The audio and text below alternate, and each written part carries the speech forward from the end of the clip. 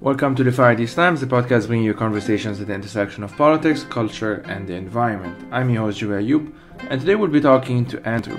Andrew identifies as a Solarpunk Anarchist from Trinidad and Tobago, and he's behind the YouTube channel Saint Andrewism. I wanted to have Andrew on to talk primarily about Solarpunk. Now, Solarpunk is defined as an art movement that envisions how the future might look if humanity succeeded in solving major contemporary challenges, especially climate change and pollution. It's something that I've been getting into much more recently, and I have quite a number of exciting projects and plans and a number of other fun stuff that I won't get into right now because I want to focus on Andrew. As I mentioned, he has this YouTube channel called Saint Andrewism. And on that channel, he tackles topics such as what is solarpunk, the climate movement is broken, why revolution is therapy, an open letter to Gen Z, carnival and class struggle, and so on and so forth, and we managed to discuss quite a number of them in this episode. So I won't take too much of your time. I'll just say that this will be the first of hopefully many episodes on Solarpunk. I'll try and find ways to always keep it entertaining and informative and not just indulge in my geeky obsession with it. And yeah, I think that's it. So that's today's episode. This episode was first published for monthly Patreon supporters. To become a monthly Patreon supporter, please head out to patreon.com/firethesetimes or check the website for other methods. If you cannot donate, you can still support this project by sharing with your friends and family and leaving a review on Apple Podcasts, Spotify, or wherever you get your podcasts. The music of this podcast is by Torabit. Thank you for listening and take care. My name is Andrew. I'm an Afro-Trinidadian writer, artist, and Solarpunk Anarchist. I run a YouTube channel called Saint Andrewism, and I also blog. I first discovered your channel after getting interested or re-interested in Solarpunk, and you have this great video on Solarpunk, and I had this conversation with Emmy Bevancy, and in the end of my episodes, I usually ask for book recommendations and stuff, and they recommended as just the genre in general of Solarpunk and Afrofuturism as well, for that matter. So for those who don't know, would you mind just telling listeners what Solarpunk is and how did you yourself start getting interested in it? Oh, well, that's something I could talk about all day, honestly. I don't exactly know when I first heard about it.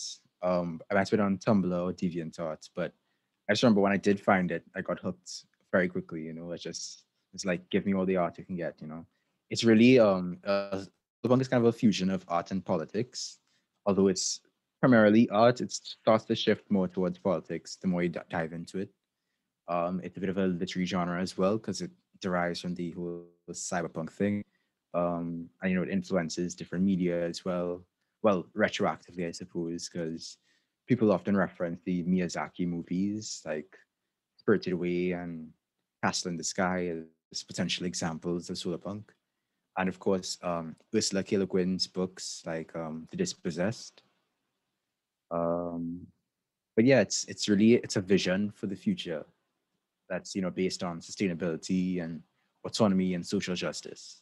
So it's past the aesthetic, also praxis.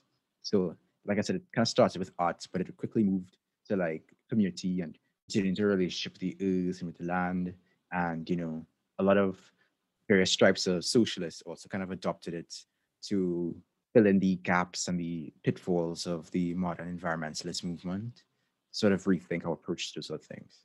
Yeah, I'm just really enjoying the fact that a disproportionate number of book recommendations that I've also, the ones I mentioned, I asked guests to have at the end of episodes, which we'll do as well. Two of them mentioned The Dispossessed, and one of them mentioned Solarpunk, and I think another one mentioned also Afrofuturism. And yeah, I don't know. I guess it's something. It sort of says who I'm looking to, who I'm actually inviting, such as yourself. And it's something that I'm definitely trying to get into more, because it tries anyway. I mean, as you said, it's relatively new. It's been mostly art, even though now there's a bit more politics to it as well. But it sort of attempts anyway to provide an alternative to our usual doom and gloom without being in denial of the seriousness of the challenges ahead, obviously. Although I would say that some aspects of the solarpunk movement do fall into the trap of greenwashing. That tends to happen with folks who are now getting into it, and so they have really interrogated those assumptions and stuff. But if you go on, like, for example, Reddit has a Solarpunk community. People in the comments, when they do see greenwashing, they would usually call it out. And for those who don't know, greenwashing is when you give architecture or products or whatever the case may be, the veneer of being, environmentally friendly and whatnot, when it actually isn't.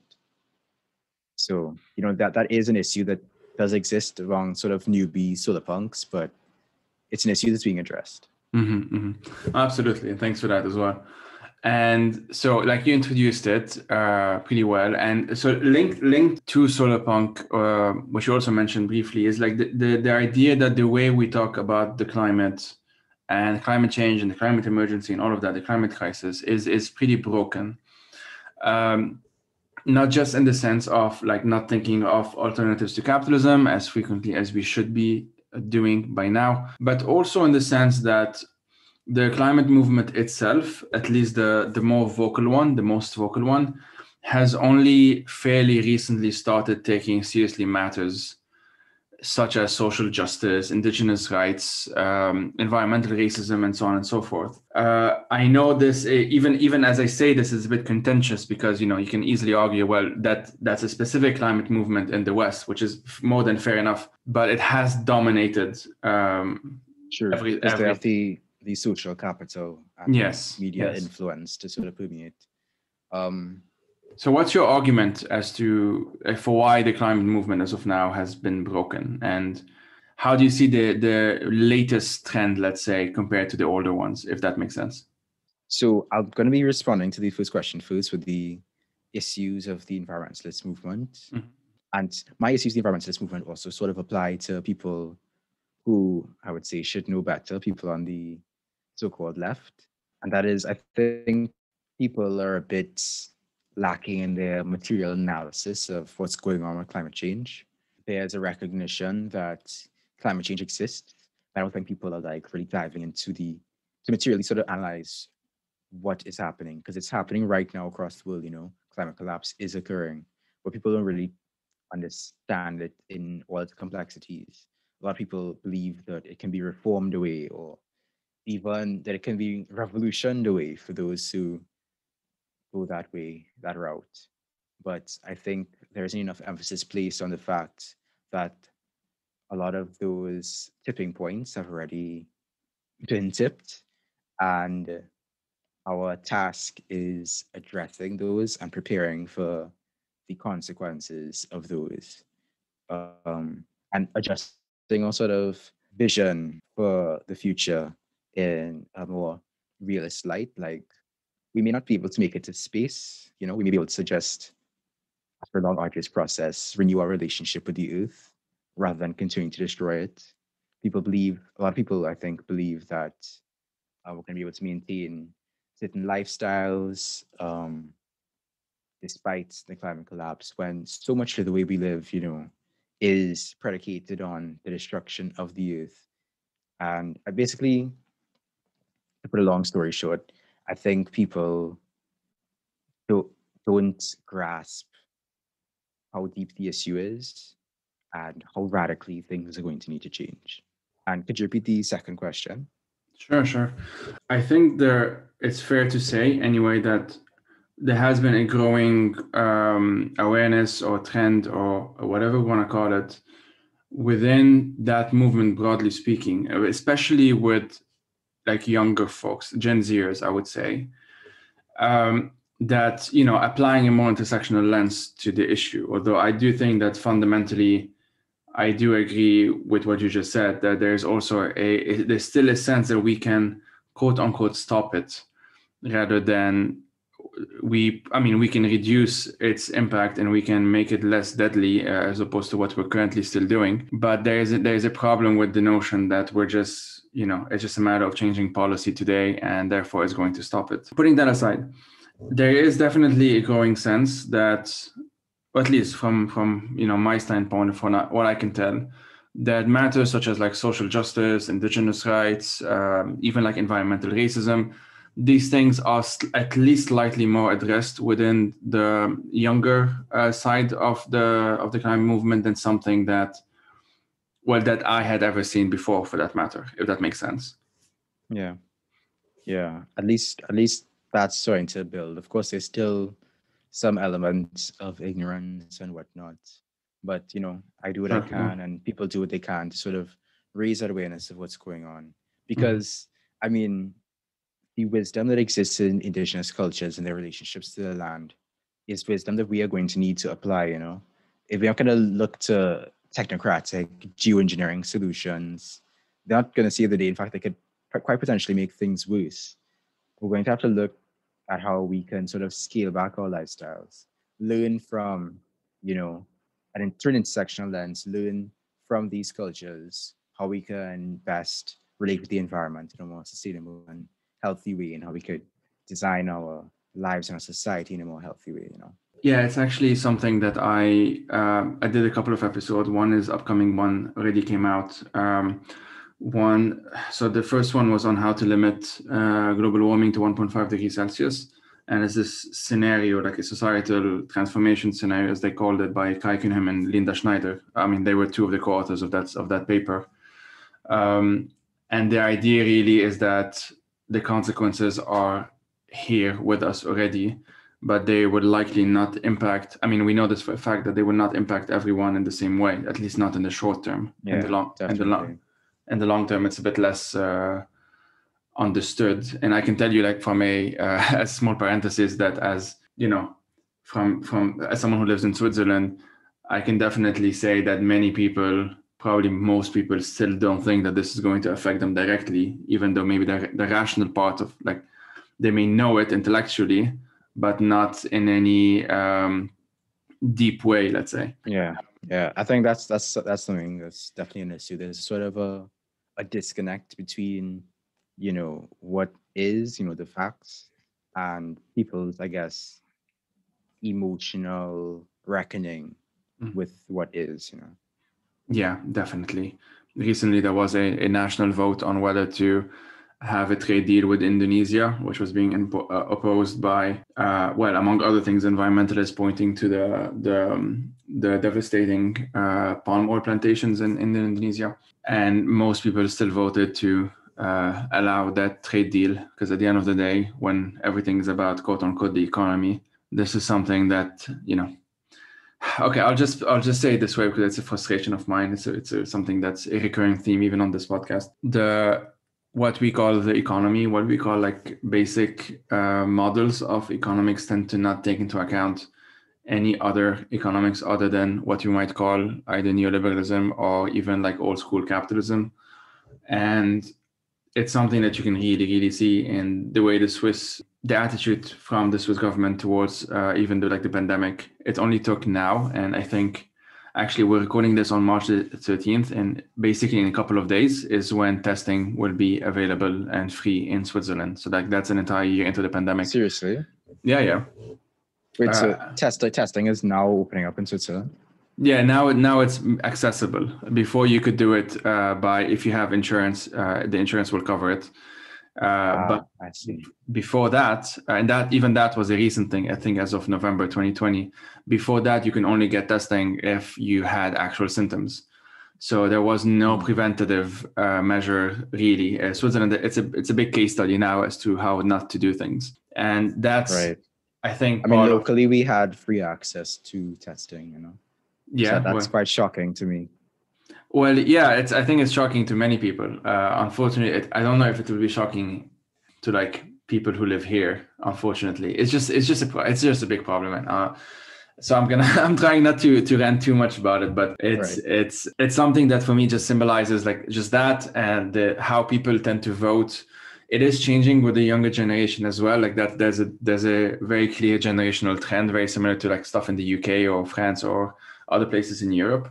But the way people vote tends to really be what you might call, like, business first sort of mentality. And so, yeah, I kind of went on a tangent there. Sorry, but part of all of this, I guess what I'm considering, like, at the root of this frustration, other than a necessary materialist analysis or whatever, is just this lack of imagination, or this lack even of imaginary, I should say, as to what could be countered, or alternatives that we can think about to our current predicament, even though we are going through a pandemic. And part of this, I hope this is not too awkward of a transition, but like part of this imagining / creating a different future, like inevitably requires us to deal with ourselves. And I don't just mean this in a surface level, be the change you want to see in the world kind of thing, which is fine if it's taken seriously, but often it's not.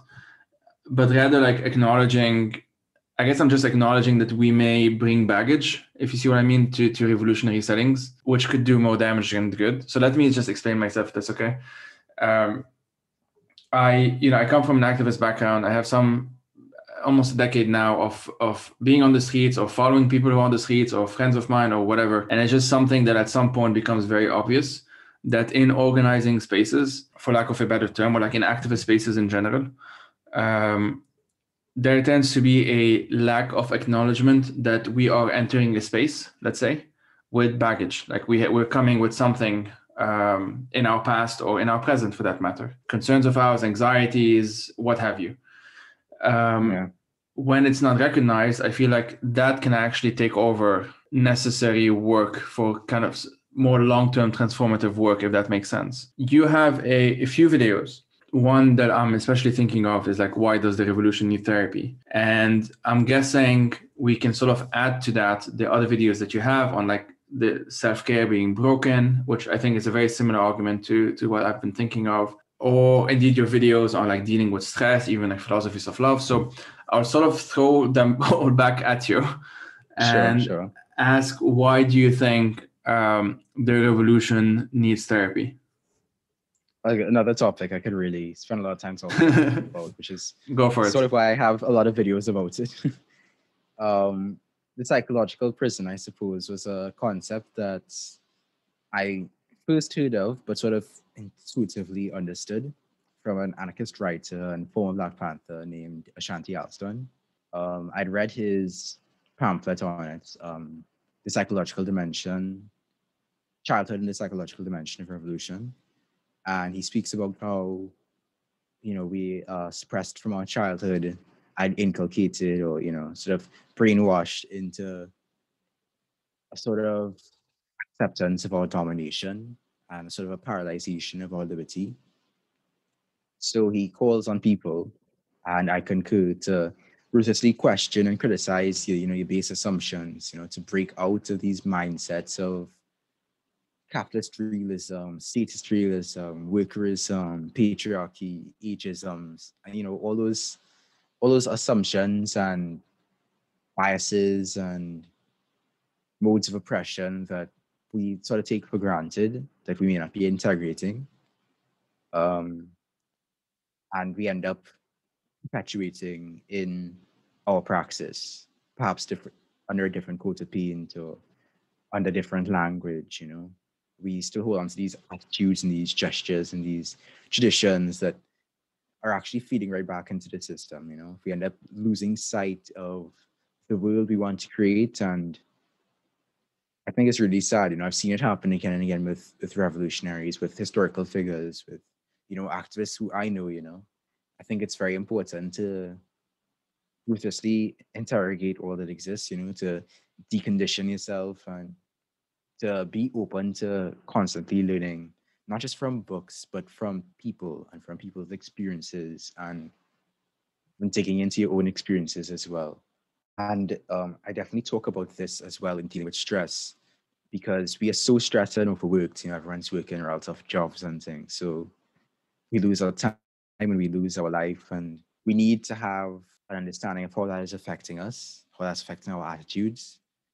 But at the same time, we can't individualize these solutions to stress, which is an issue I have with the whole self-care industry. It's very hyper-consumerist, and it really individualizes care, when what I advocate for is solidarity, support groups, stronger bonds, stronger love, community, mutual aid. And I have a video on mutual aid coming out later this month. It's the 13th of March right now. It should be coming out on the 24th. So you can look out for that.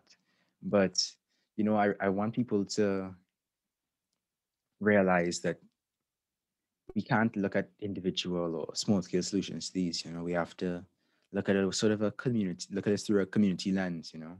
And I'm reminded of the work of bell hooks, who I do not reference enough in my videos. I have referenced her in a few, but her books, and especially her book All About Love, and another book which I'll recommend later, they really undergird a lot of my work, and they really undergird a lot of my advocacy, because I'm a strong believer in in love, as cliche as that may sound, in deep connections, and in shedding this competitiveness and shallowness and commodification that capitalism encourages in our relationships, in favor of love and connection and care. Yeah, thanks for that. I can only think of the many um, like even much more, let's say, seasoned activists than myself in Lebanon that have ended up being like burnt out and unable to really function, either sacrificing like personal relationships for quote unquote the cause, or taking that baggage to the cause and actually harming the cause. And I'm putting the cause in like quotations. But this is something that is often not thought about. I think there's definitely like in the wake of like the Me Too movement and everything, there's there's a there's a growing appreciation for that. I can definitely say that a lot more of these, let's say, patriarchal, like the legacies of patriarchy and the ongoing effects of it, I think that's being more challenged than something that I've at least, as I said, I've been doing this for 10 years now. I can definitely say that in the past 3 years, 4 years, been happening more frequently than before. So I guess I mean, that's definitely a positive sign. Um, but it is also like part of that is I look at what's happening now, like right now in Lebanon, and I sort of see difficulties, a lot of difficulties, or at least from my standpoint, like my interpretation of this. Other people might disagree, but a lot of people are unable to form bonds with one another despite the crisis that we see beyond sort of like your immediate family and that sort of thing. I'm not saying this doesn't happen. We know of stories where you have communities that are sort of helping one another and all of that, but you also have a lot of instances where you would just have like a small shop owner who doesn't make ends meet either, being attacked or yelled at by people who are starving, whereas the bankers and the politicians and all of those guys are totally fine. And it's just one of those things that it's not just that. So I hope listeners don't get me wrong. I'm not blaming anyone here other than the bankers and the politicians, obviously. um, I'm not saying that the person yelling or the person being yelled at are different, and I'm actually saying the opposite in this specific example. They're both kind of being screwed over. Yeah. um, but there is a resistance, I guess, or at least a hesitancy towards opening up these spaces towards something that's more anti-patriarchal or feminist or whatever. We've definitely seen them since 2019, a bit more of those. But Yeah. like, I'm sure feminist activists in Beirut, would notice even more than me right now because I'm not there anymore. But it's something that they had to struggle with quite a lot to make that space, to create that space. And so I guess the question that I had, and the reason why I asked you this, like the importance of therapy in revolutionary settings and why the revolution needs therapy, to put it that way, is really is that if this was a revolution and an uprising for justice, then it is only basic that this would include feminism, for example. And the fact that it's something that needs to be added, it's something that feminists need to actually struggle to make it possible. Um, Not even as like one of the dominant demands, let's say, but to just make it to the point where it's sort of accepted or tolerated. Yeah, there's some serious barriers Yes. that exist there. And I think what a lot of people don't realize, a lot of men don't realize, is as long as those barriers exist, neither party is going to be able to live fully and fulfillingly. There's not going to be liberation without women's liberation, you know? Yeah, yeah, absolutely. I had an episode on a similar topic on actually. So there's an episode I did, episode 27 with Chuck Derry. He's this American. Actually, don't know what his job is, but he works with the Gender Violence Institute, and the episode was about this essay that he wrote on the risks of psychologizing patriarchal oppression, and like that's the title. And the argument that he was making, which I largely agreed with, I think we could have taken it a bit further, but didn't have much time, was that a lot of the time we simply say that someone who is like a man who is violent against a woman is just doing so because that man is not feeling okay or whatever, kind of whitewashing it. And his argument was that it's not just that, but it's also because the man gets away with it most of the time because we live in a society where it's simply taken for granted. Of course, this changes from society to society. And as I said, there seems to be, thankfully, like less tolerance towards at least the most obvious forms of violence, which tend to be the most immediate ones, obviously. But yeah, I guess I'm still a bit wary of the fact that it's not taken for granted that a revolution needs to be feminist, for example. It's just not taken for granted that this isn't the starting point, if you see what I mean. This is something that needs to be fought for by a subgroup of the activists in general to convince the other activists that this is something that needs to be addressed at a wider level, if that makes sense. And this is something that I definitely I'm still pretty frustrated by. And like, I'm a cis straight dude, so I'm not the one bearing the brunt of it anyway. But yeah, Right. I guess another like sort of angle to this. Actually, no. Let me just ask you if that's okay to sort of expand on the the mutual aid aspect to this. It's an upcoming video, so we can take advantage of that. How does it relate to a different way of thinking of self-care, for example? Well, I definitely believe that our self-care needs to expand beyond the self, you know? But I definitely don't think that you should just dump your traumas on other people or whatever.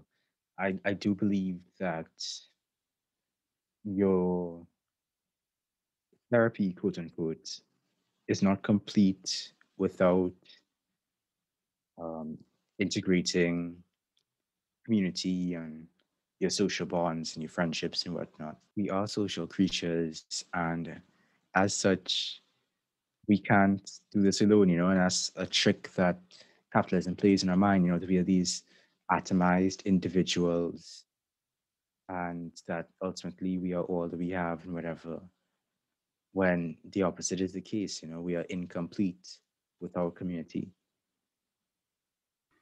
I don't Yeah. mean that in the sense of a sort of a hive mind kind of thing. I just mean it in the sense of um, what is the individual without the community, and what is the community without the individual, you know? Yeah, yeah, I definitely agree with that as well.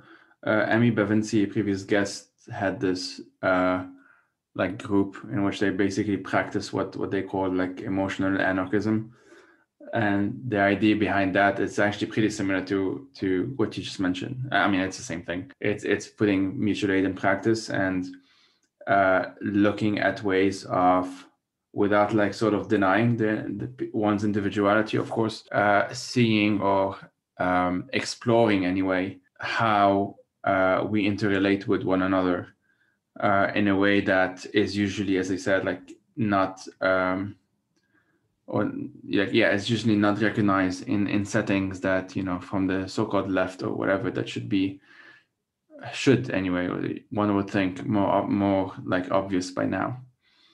Yeah, I think as you're on that topic, I think we should all, Mm-hmm. and it's something I'm planning on doing within the next couple of weeks, take a moment to log off, you know. It's sort of a meme, but I think we Yeah. all need to take a break from time to time. I've been sort of plugged into politics and stuff, even before I started my YouTube channel. But it's been kind of nonstop since I started my YouTube channel, and so I definitely want to take a break. I'm a couple of videos ahead in terms of writing my scripts and producing it and everything. I think I'm just gonna take a moment to sort of, literally log off and take a step back, touch some grass, paint a painting, you know. Yeah, yeah, amen to that. It's something that I was sort of forced on me in some ways by the pandemic. I just had to. I was already hyper online before, but then with the pandemic, it became even more, more of a problem. And I had to force myself essentially to take step backs semi regularly at this point. Um, yeah, so I guess, so, sorry, since you brought this up, because this is something that I think is related to like what we might call like proper self care. And it's something that I guess, okay, this is, I don't know if this is accurate, but I guess more people know about this now with the pandemic. There's just been more think pieces and whatever from, at least from what I've noticed. So maybe, I guess.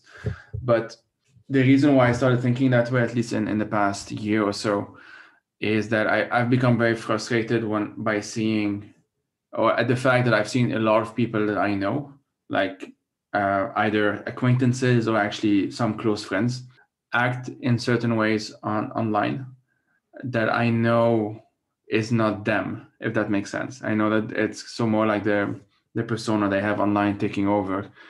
And the only solution to that is actually logging off and taking time off and rethinking certain things and priorities, blah, blah, blah.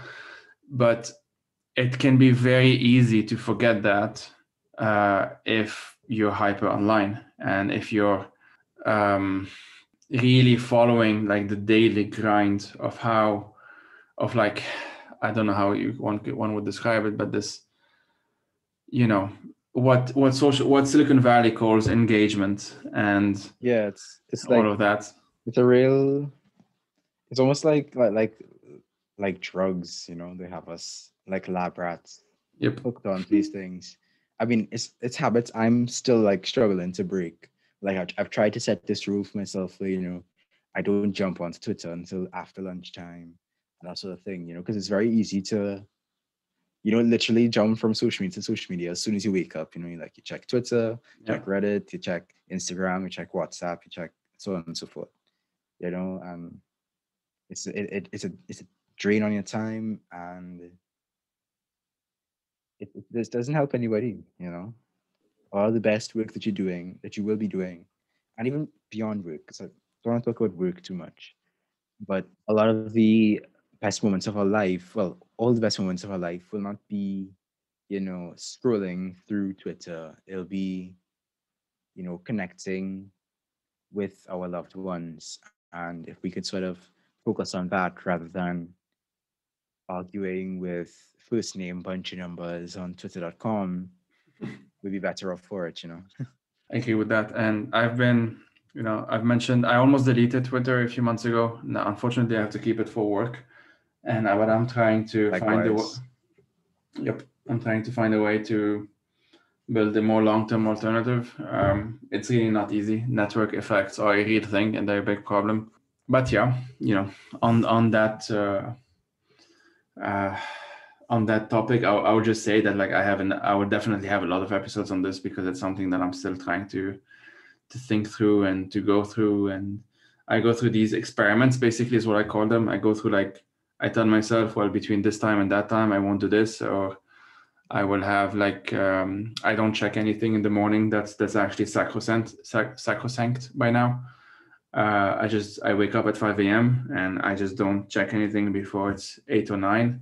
And even after that, I tend to try anyway. I'm not saying I do this perfectly, but I try to just stick to what I want to do and what I feel is like productive and useful and even like, pleasurable, I guess I would say as well, like what is Yeah. actually interesting to go through. And I feel like this is like Solarpunk, it's something that I feel is interesting to go through, but it's not something that I can do like a deep dive, let alone actually contribute to it, like write about it, talk about it, whatever, Yeah.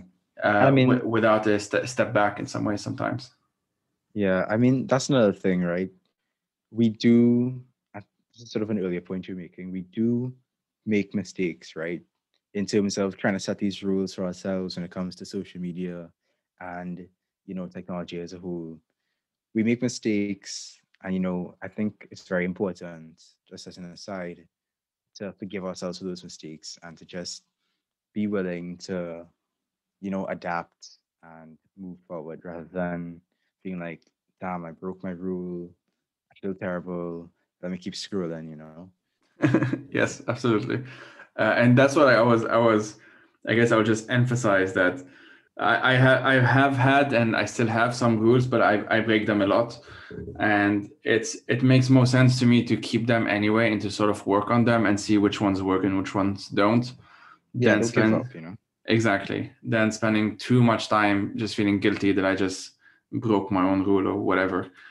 Um, and I say this, I actually I started doing that. Like in the beginning, it was actually all like self guilt tripping and whatever. It just got to the point where that wasn't even working, to be honest. So I was just looking at different ways of dealing with that big problem, and the frustration that I mentioned earlier on, that it's not more understood. It's definitely a lot of people know that like there is a problem with social media and with technology, like vaguely speaking, but the way we interact with it and the way it has already shaped us in ways that I feel we don't fully recognize, especially in the past decade, is something that I'm trying to let's say like deconstruct in my own life, and for like the end goal being also to be able to help others deconstruct it, because it's such a big and overwhelming problem, and network effects especially mean that it's almost impossible for many people to get their news from anywhere else or to be connected to other people in this very, very basic way, even pre-pandemic, So Definitely. I have a, so I'll kind of end that, close that parenthesis in some way, very long one. But I wanted us to sort of go back into maybe more local context, like specifically on Trinidad and Tobago. I haven't had any episodes so far on Trinidad and Tobago.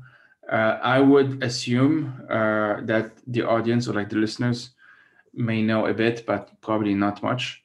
But the topics that we're discussing, are in many ways global. But I would be curious if you sort of can bring up your own like Trimbagonian background. Like at the risk of sounding too vague, how has that impacted your politics? What are sort of like some specificity, let's say, to your own context that you feel would be relevant here? Yeah, I mean, I was born and raised on the island of Trinidad and, occasionally visiting Tobago for vacation. So I know a little bit less about their unique tensions. But there are definitely a lot of groups and interests that are at play on our, relatively tiny island, which a lot of people may not consider, and they might just see, oh, it's probably just, like all the other Caribbean islands, Yeah. just probably a bunch of black people or whatever. But we have a quite the mixed bag. We have a very unfortunately very small indigenous community, due to how the colonists ravaged the island with disease and whatnot and overworking. It's a very, very small community, and they are basically marginalized out of existence. They are not really discussed, they're not acknowledged, they're just kind of there. Um, and lots a lot of them are pretty much integrated into the mainstream culture, so their unique issues aren't really discussed. There are, of course, also the local whites, when they rolled in, the Spanish, the French, and the English, although we all speak English now. And, they ruled for solid couple hundred years. And up to this day, they still influence our politics. They still profit from our industry, and they still maintain strong ties with our former colonizers, the UK especially. Apart from the colonizers, they of course brought in African slaves, of whom I am descended. I actually, I'm not very far descended from slaves. My great great grandmother passed just after I was born, and she was raised by a slave, so it really wasn't that long ago. Yeah. Um, and after the abolition of slavery, the Indian and as an East Indian and the Chinese indentured laborers were brought over by the British, and so they ended up coming to work the fields, and of course the ruling class doing what the ruling class does, sort of fomented those tensions between the Africans and the Indians. The Chinese were actually were always a pretty small minority compared to the Africans and the Indians. Not as many Chinese had come over because it was mostly Chinese men who would come over, whereas the Indians usually was whole families that came over. But of course, there were a couple more waves of immigration, especially after the Cultural Revolution and stuff, and they still play role in our economy, and they still have connections with mainland China, and that plays a role in our politics. We recently opened up a Chinatown in Port of Spain, donated by the Chinese government. In addition to those groups, there's also the Lebanese and Syrian communities. They came just before the dissolution of the Ottoman Empire. They were mostly Christians, so they sort of fell in with the Roman Catholic Church, and they brought textiles and whatnot. So they amassed a lot of wealth, and now they are in a fairly elite position in society. They are basically seen as white in Trinidad, and most recently, of course, there have been small communities from West Africa and the Philippines and whatnot that have come to Trinidad as well, but they're fairly small. Most recently, there's been a massive wave of Venezuelan migration because, for those who don't know, Trinidad is like on the same continental plate as Venezuela and the rest of South America.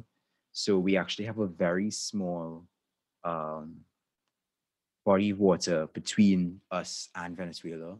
Mhm. So we've had, I think it was actual numbers aren't known because obviously most of them came over illegally, but it's estimated that somewhere around, I believe it was 100,000 have come over, somewhere between 50 to 100,000. And considering we're an island of 1.3 million as of the last census in 2011, that's going to have a major impact as well. We're already seeing the sort of tensions that are rising, the xenophobia and stuff that's growing out of that.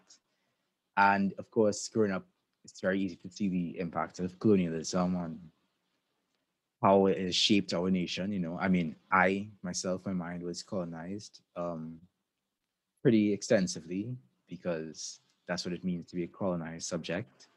But as I grew up, I grew out of it and learned and expanded my understanding of our situation. And you really see colonialism at play today. A lot of people, even on in Trinidad, don't recognize it or don't have the words to describe it.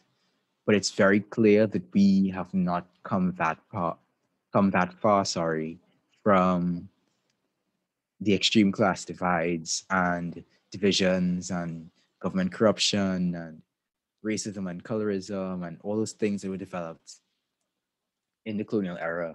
Most glaringly, of course, being classism, because a large part of the national conversation centers around the education system, because we have retained a lot of the colonial aspects of it. We have the gender segregation still in a lot of the schools. We have the class divides between the prestige schools and the government schools, the prestige schools being run by religious boards usually. We have, of course, entrance exams. So we have an entrance exam from primary school to secondary school. We have an exam after the end of secondary school. We have an exam after the end of post secondary school, which is lower and upper six. Um, we have a lot of barriers basically. So tutoring and lessons play a big role in the education system. A lot of times teachers in the schools don't get the chance to teach everything, and there's a reliance on tutors to fill in those gaps. Of course, there are vast disparities in terms of access to resources between the government schools and the prestige schools. So You're that right. really Yeah. affects people's opportunities. And so if people can't afford, lessons or tutoring, they really get the short end of the stick. There's also Mhm. a staggering lack of class consciousness. There's the whole notion of, black capitalism or capitalism coming to save the day. There's, of course, the imported homophobia and queerphobia as a whole that came from the British Empire, all those ancient laws that we are only now starting to overthrow. And of course, very significantly, there's like a serious crime problem. But because of our location, um, compared to the rest of the Caribbean and right next to, South America, we are a hub of gun trafficking, human trafficking, sex trafficking, drug trafficking. And you really see that impact as well. There are gangs at play, usually though limited to their respective areas, but a lot of corruption and illicit wealth funnels through politics, and a lot of violence takes place against underprivileged communities and against women. In fact, there's recently been a wave of protests and demonstrations because a lot of women, for such a small island, a lot of women are going missing all the time, never to be heard from again. Or if they are heard from again, it's because they are, you know, deceased. They're found in a ditch or they're found in a river, whatever the case may be. And so there's obviously organ trafficking and stuff going there as well. So it's like a lot going on what some may initially perceive as a, tropical paradise.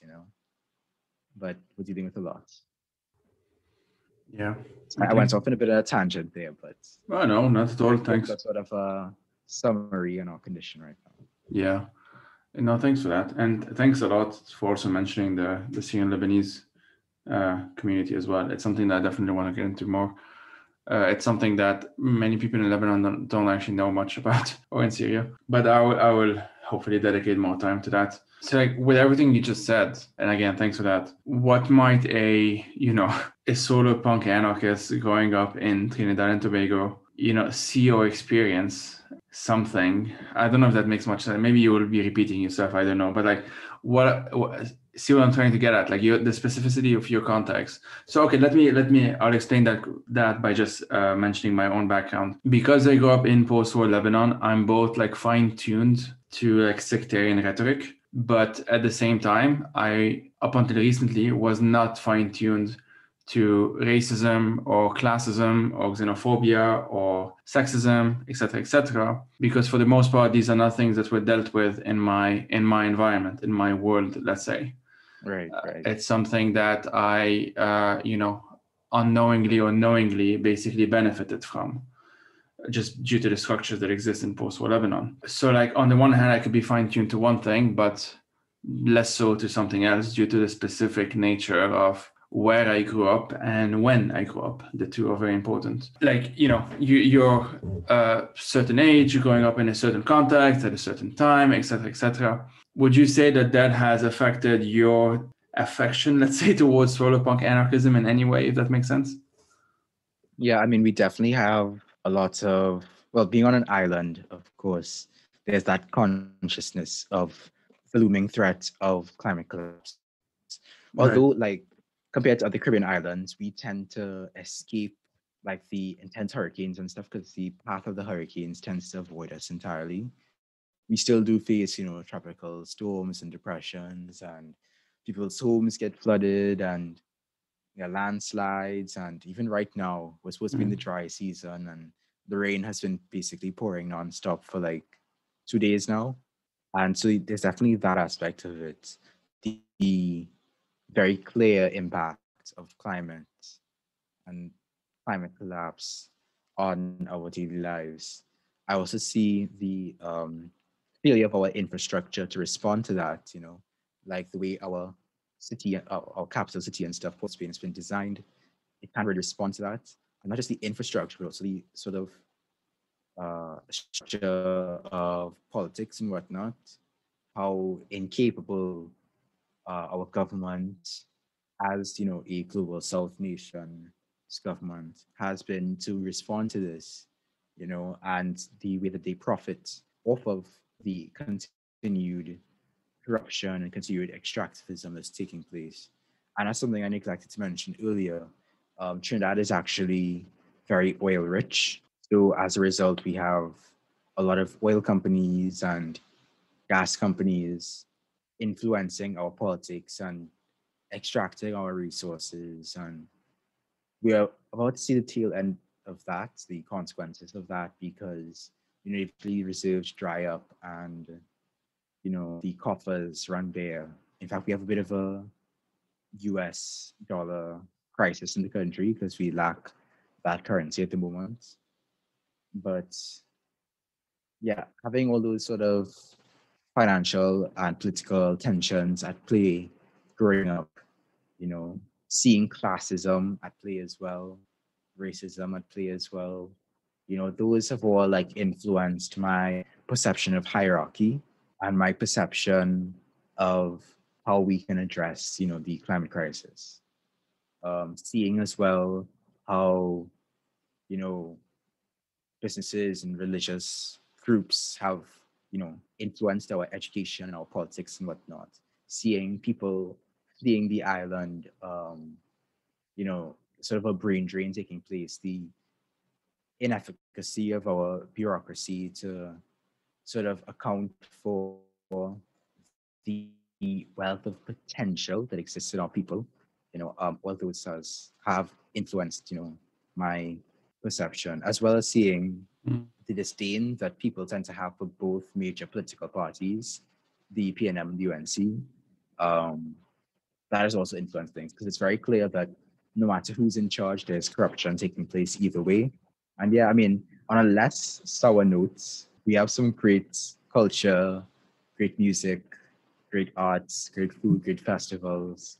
And that also has influenced my politics to some extent because I just imagine all the people, all the creative people that are on this island who could do so much more if not for the structure of our society and the damage that capitalism, like the damage that capitalism inflicts on our country. So it's it's a bit of a mixed bag. I love it here though. I guess I asked it to always try and have it both like local and global perspective at the same time, have both of them sort of interplay with one another. One thing that I feel is often missed out whenever you have two people, let's say like two anarchists, speaking to one another or whatever, is of course like, there might be this appeal to some larger ism or some larger vision of the world or whatever, but it tends to, in my view anyway, it tends to be like, so basically what I'm trying to say is that when we don't mention the specific context or like the specificities of our own experiences, our own lived experiences, I guess, it can like we can just miss out on a lot of things. So like a lot of what you just mentioned right now is very informative, not just in terms of like just knowing a bit more on Trinidad and Tobago, but it sort of tells me certain things that I may not have known, let's say otherwise, if that makes sense. It's the reason why I tend to sometimes go back anyway to like Lebanon, growing up there, emphasizing that there are certain things that happened in that time that I grew up there, basically the past 2 decades and a half. I agree completely, and I appreciate that. The focus as well, not just on the global. Exactly, yeah. So like back to the videos, you have a number of them, like I mentioned before, that are like youth oriented, and there's one called like A Letter to Gen Zers, and another one on, I think it's called Why It Sucks to Be Young. Can you just like, as with as much detail as you want, really explain why the need to have these videos that are specifically targeted at Gen Zers, let's say? I think, well, I've noticed rather that as time has passed, I got onto the internet when I was like 8 or 9 years old, and I've basically been on it ever since. And I've seen, the conversation was around millennials for a while, and now I'm seeing conversation moving to Gen Z, as millennials have aged and Gen Z has aged. I find it particularly important to focus on Gen Z because, and at risk of generalizing, I would say we are progressive and we are conscious of the climate crisis, but a lot of people in my generation have no idea what to do about it. The dominant narrative is shifting away from this, but is also to some extent still, vote or, reform, whatever the case may be. Even those who are vaguely anti-capitalist still fall into that. And so I try to address Gen Z specifically because, speaking Gen Z to Gen Z, we have these anxieties. I mean, thinking at the time that we grew up in, we had the 2008 crisis, we had the financial crisis, we've had several, wars breaking out in various parts of the world, though different people have been affected very differently. We've had refugee crises, we've had, now this pandemic, and of course the climate collapse, and housing crises and all those different things. And basically, it's kind of worrying. I try not to think too much. I think about the future a lot. That's sort of what I'm building towards, but I try not to think too much about my personal future because it's very easy to spiral that way. Because we never know what really will take place. Who could have predicted that a pandemic would break out in 2020, and now here we are. So I try not to worry too much about my personal future, just taking it, one day at a time, 1 week at a time, 1 month at a time. But I want to address Gen Z because I know the feeling that a lot of us are feeling, and I want to do what I can about it. Yeah, thanks for that. I'm trying to have a dimension of this podcast being about addressing or talking to Gen Zers, but I'm a millennial, so there will be limitations to that. In the context of Lebanon specifically, there is the fact that right now Gen Zers would have witnessed the first proper uprising, I would say, in our modern history.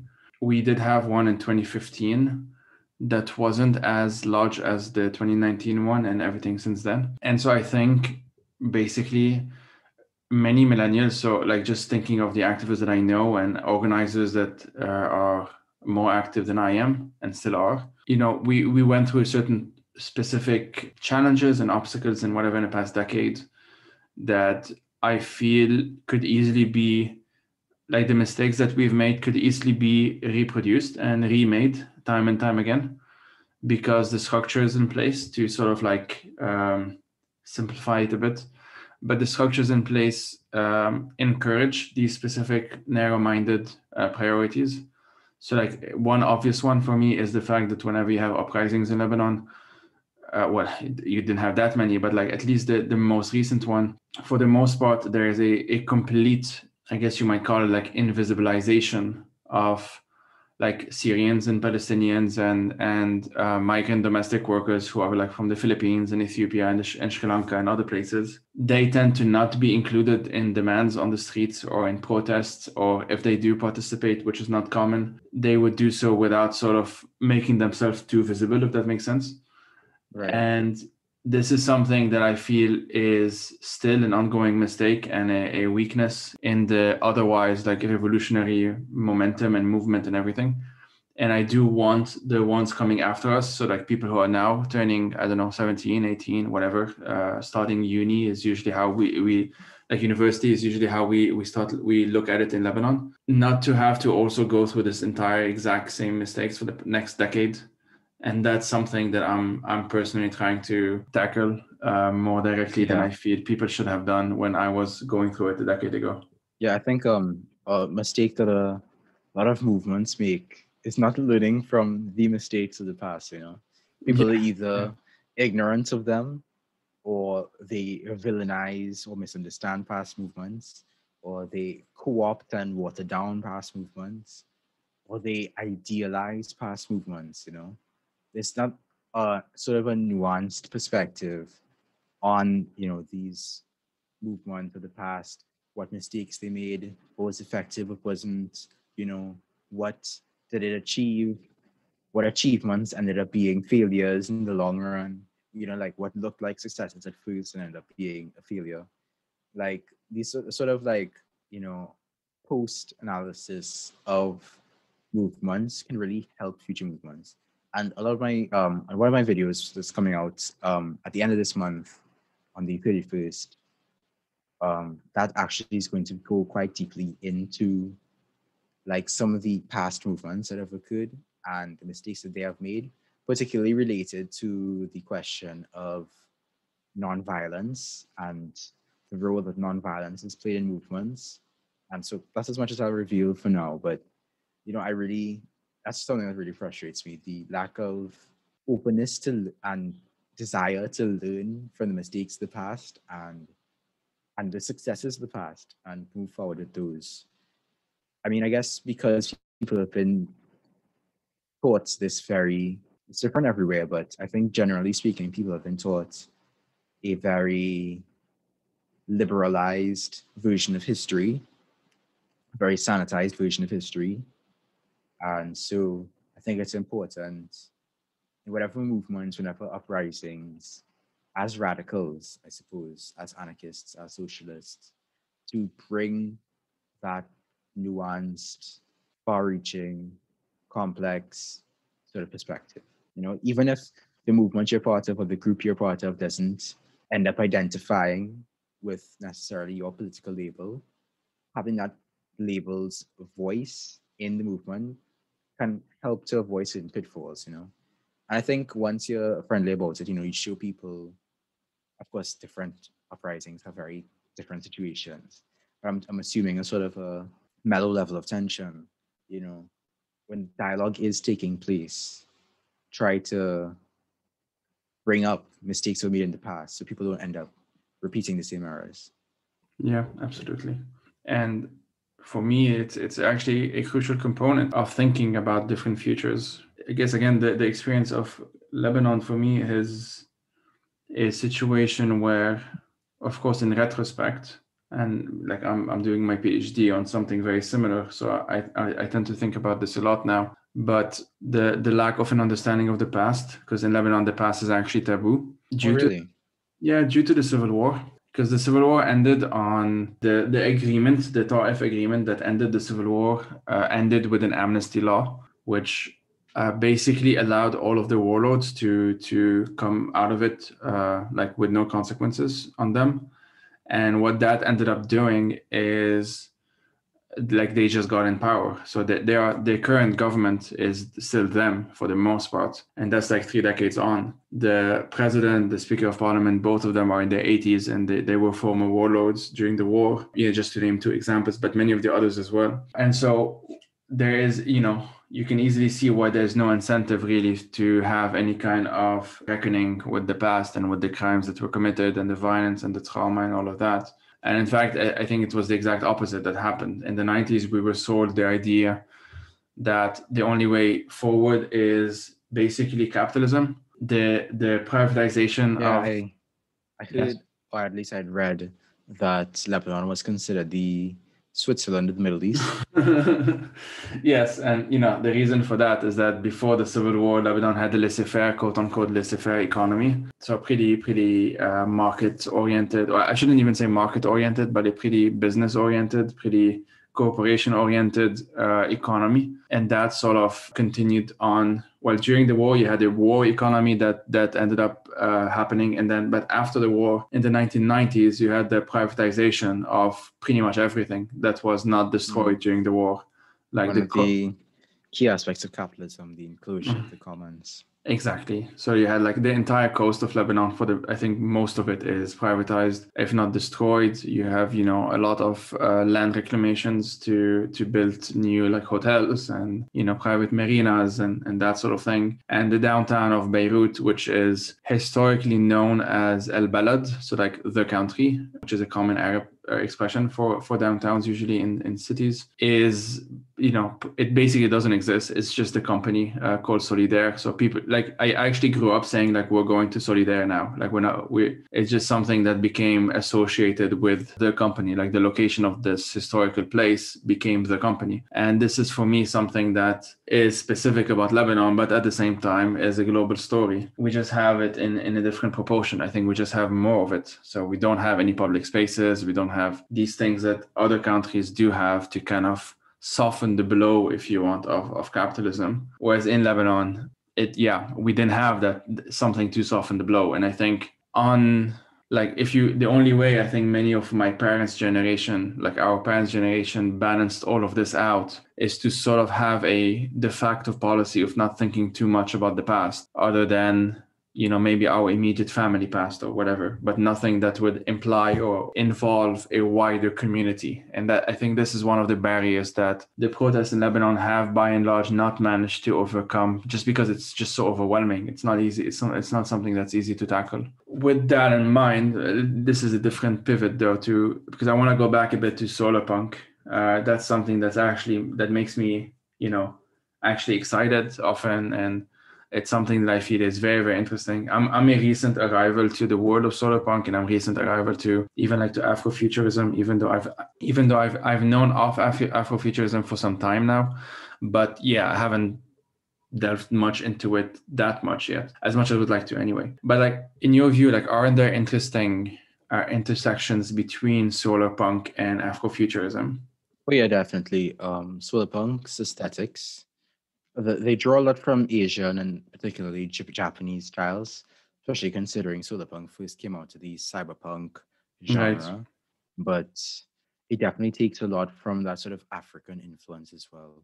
In fact, the Wakanda portrayed in Black Panther, it has been referenced often in solarpunk circles as an element of a solarpunk city design. It's not featured too heavily in the film, but you can see sort of, like solar powered tramways and walkable cities and, like vertical gardening and Right. various things taking place. Now that you mention it, it's very obvious. I didn't think about Yeah, that. yeah. Yeah, so I think there's definitely that connection there between Afrofuturism and solarpunk.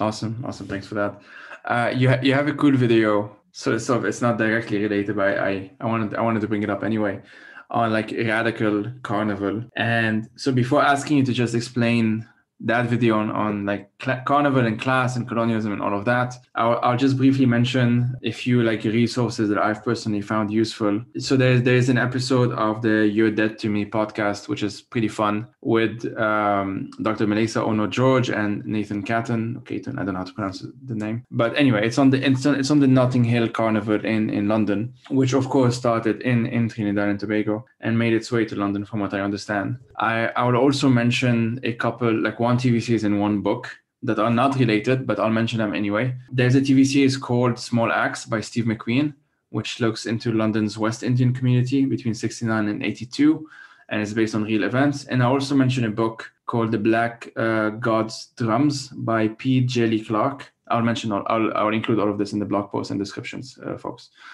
Which is set on the streets of New Orleans and reimagines a post-Confederacy American South, but not the actual post-Confederacy American South. And I actually don't remember if in the book, because I read it like a couple of years ago, I don't remember if they mentioned Carnival. I just remember having that image in mind. I guess like New Orleans, and there is an explicit mention between dance and class, and I just had this thing in mind. So I'm just mentioning these three. So anyway, putting that aside, Trinidad and Tobago has this obviously special place in Carnival history. In the video description, in your video on that, you write, and I quote, "The history of Carnival in Trinidad is particularly fascinating as it fuses culture and class in a uniquely Caribbean context where colonialism's impacts continue to reverberate today," end quote.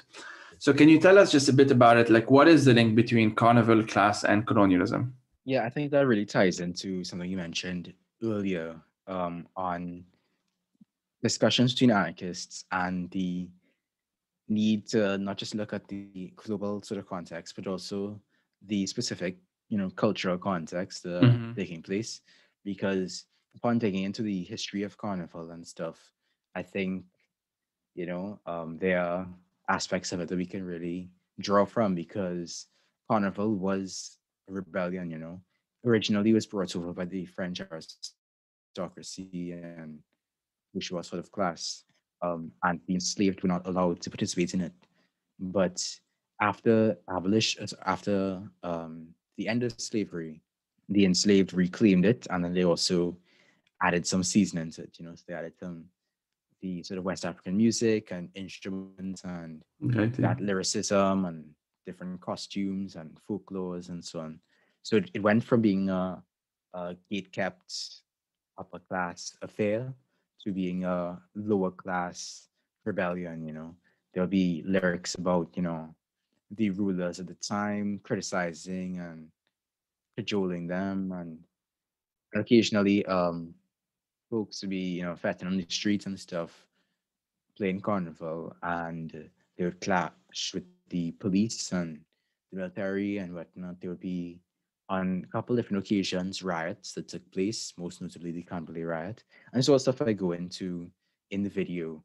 But I also see how the carnival was eventually co-opted by the middle and upper class, and now all the carnival bands and stuff are basically owned by the 1%. So I've seen through history how it went from being gatekept to being a rebellion to being um, claimed and packaged and in sort of a neo-colonial touristy way. And so Carnival in Sri Lankan context has had a major role on and influences and has influenced our views on class and race and gender and other politics, you know. Thanks for that. I found this really fascinating. It just so happened I had listened to that "You're Dead to Me" episode that I mentioned. It's just a nice history podcast I enjoy. But the episode on the Notting Hill Carnival started, so they didn't focus only on Notting Hill. They started actually in Trinidad and Tobago, and so I didn't know some of these things that you mentioned, or most of these things that you just mentioned. I found it very interesting how there was a very rabid, like on the part of the authorities of the colonial authorities, desire to crush it. This Yeah, thing that they yeah. really, the even some of the quotes that you mentioned, and you read them with a sort of like a old school white colonial voice, which was very funny. But yeah, it's always more revealing than not, isn't it? Like it's always what are these things that they feel end up like what are these It's things that a they actually threatened by? Yeah. it's a distinct hatred for liberty, for freedom, for unapologetic, unrepentant culture and expression, because colonized subject can't be allowed to just be, you know, part of colonization is the colonization of the mind. Yeah. And if you like have this opportunity for them to just like freely express themselves and stuff, they might think, they might assume that that means that they should be treated as an equal, as a human, if they have that range, you know. They may see that in their collective power, they can do a lot more, which is how it ended up being sort of co-opted because the government eventually ended up regulating and coming to an agreement sort of with the bands. And so it came under the government purview.